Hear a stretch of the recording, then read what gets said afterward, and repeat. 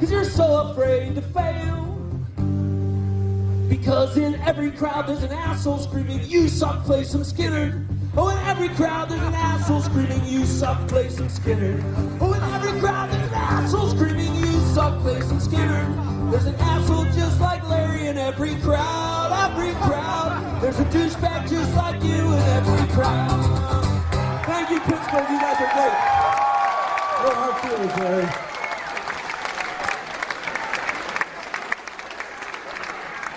Okay, we are back. Talk of Bobby Radio. With me is Joe Seeker and Don Ducklandis, and we were just discussing about how pork gives you gout.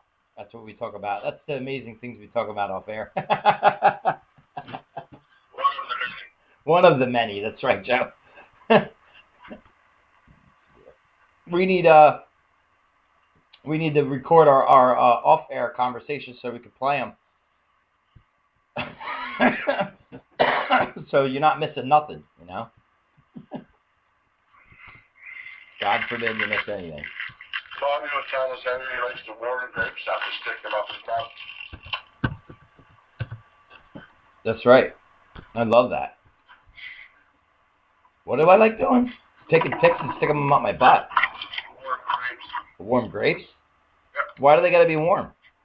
I don't know. You can't make it jerk like a bag. I don't know. I don't remember ever saying that, but I would imagine. I guess it would feel better than a cold grape. I mean, you don't want, cold. I think cold it would grape. feel better if you rotated them. Then I could clench my butt cheeks and make grape juice. It would feel better if you put like one frozen one, then one hot one. One frozen one, then one hot one. Yeah, hot and cold, icy hot. Yeah, icy hot.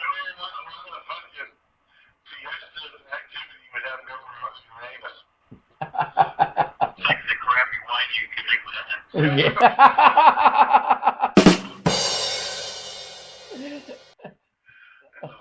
Time for the news.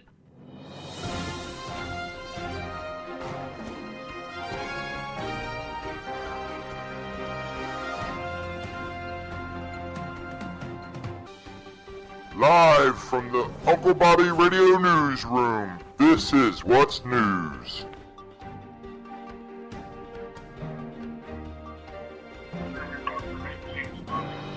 That's right. On today's Uncle Bobby Newsroom segment, rape camps apparently. They're everywhere. Or they would be or no, they are coming because we voted in Obama. Is that what they're trying to say? Or they were scared. No. They were scared to vote Romney because Obama told them that there'd be rape camps if they did. So Obama lied to women.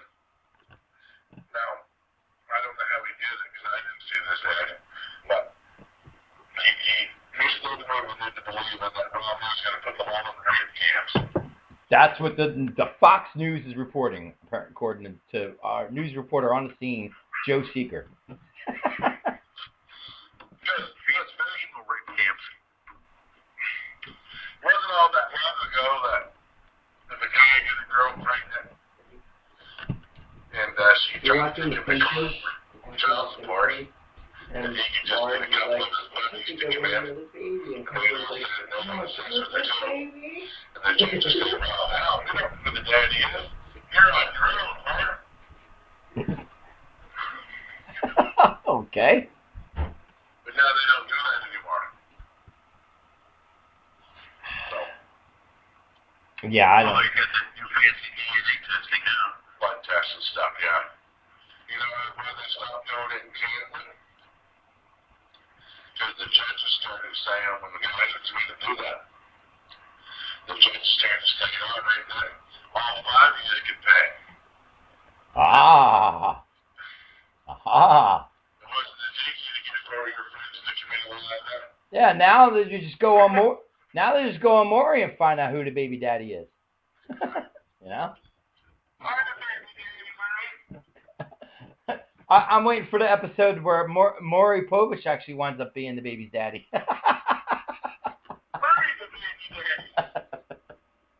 Woo, we get a paycheck, honey. So on this portion of Uncle Bobby Radio News is brought to you by UPI News. Police shoot man carrying a sword. Apparently. But I know we get many arguments about that. There's no way you can come up with a good reason why somebody's walking around with a sword. You may be right. I might not be able to dispute this with you. I like it when we disagree on the radio, but I'm not sure if I'm going to be able to. Yeah, well, because here's the thing. Was it a real sword? Let's find out.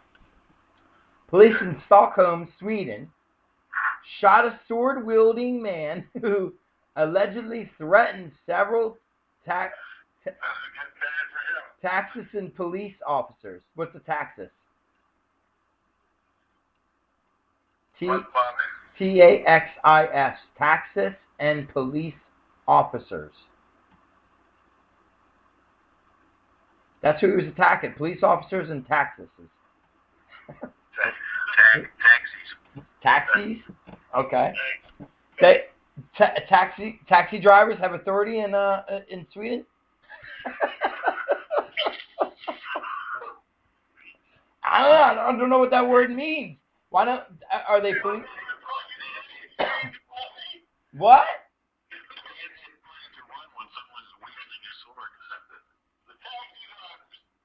Yeah, but so they were he was threatening taxi drivers too. Okay, all right. So police received several calls Saturday evening from people who a man armed with a sword was attacking taxis. But they're attacking taxis are the vehicles. He was chasing the taxis with the sword.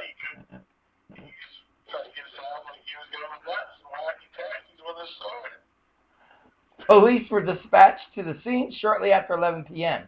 They met a male person around 25 years old who appeared psychologically unstable. He waved the sword. Yeah, you think? He waved the sword towards the taxi vehicles and the public. He then attacked the police unit. Well, there you go.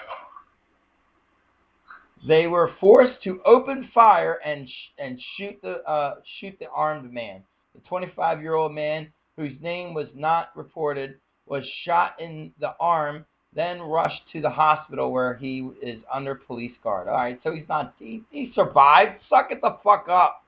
That's the difference between Belgian police and Swedish police. In America, they might have shot him in the chest about 30 times.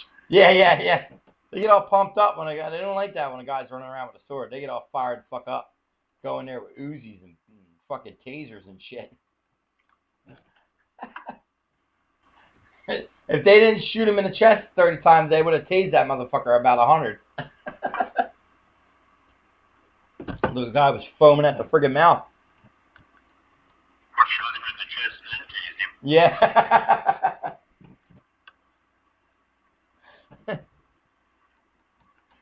So, there you have it. It was a real sword, apparently. Didn't say anything about being a fake sword. But what if he was a Highlander? Yeah, that's the thing. Well, if you remember those movies, he got into some shit running around with that sword. He got in trouble, you know? You know?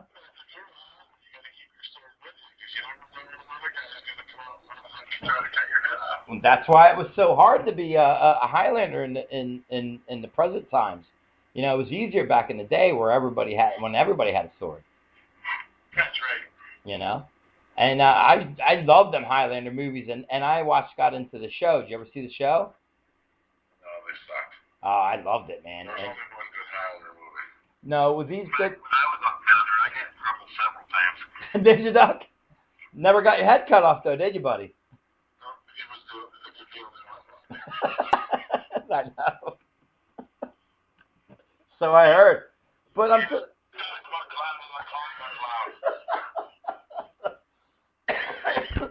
But I'm telling you, the show was good. There was actually one of the shows where, which if this was true, this shit really happened, that's what they would wind up doing. A guy figured out one of the Highlanders cheated. He said, fuck this, I'm cheating. What he would started to do is, he was rich. You know, he lived a long time. Like vampires, they live a long time. They're able to accumulate some money.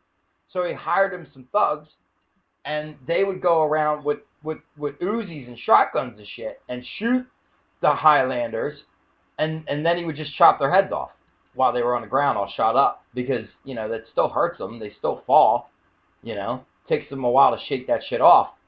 You know what I mean? So while they're vulnerable, all bullets all riddled in them, he just goes over there and takes the sword and chops their heads off. He cheated. He was cheating. That was my favorite episode.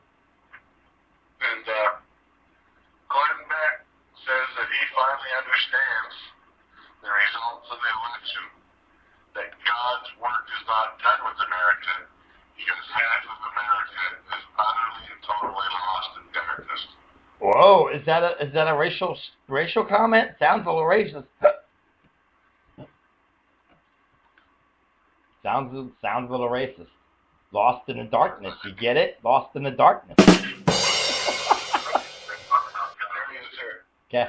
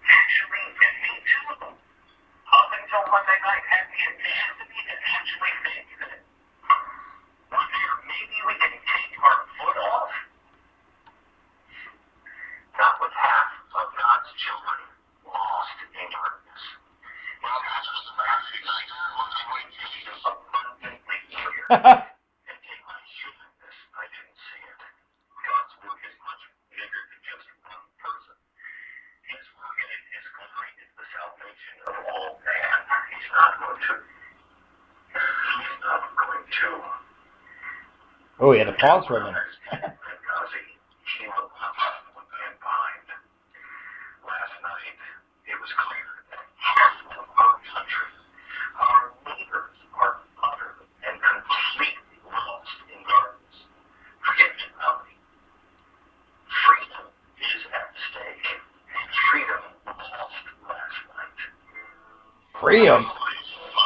Freedom lost because how did freedom lose? How the fuck did freedom lose because we voted Obama in? He's talking about God and he's playing right on people's fucking deepest fears and everything. And then he managed to throw a dig in there about how they left the guy behind in Benghazi. I love Benghazi in the Star Wars movies. I'm not sure that's the same guy, Duck. I'm just saying. That's wild, man. Glenn Beck, he gets fired off Fox, for fuck's sake, for being too fucking cool. And then he took his money and started his own fucking podcast show with a fucking TV camera. And that's what he does now. He fills the audience up with bridges and talks fucking the religion and politics to them, and they look back at him like they understand. I wonder if the crazy internet lady watches him. Figure out how to use the fucking internet or get the fuck off of it. Those are the people that he appeals to right there. That's who he's talking to. Our work is not done yet, fucking sweetie. Work is not done yet, crazy internet lady. Keep spreading the word. Fuck you!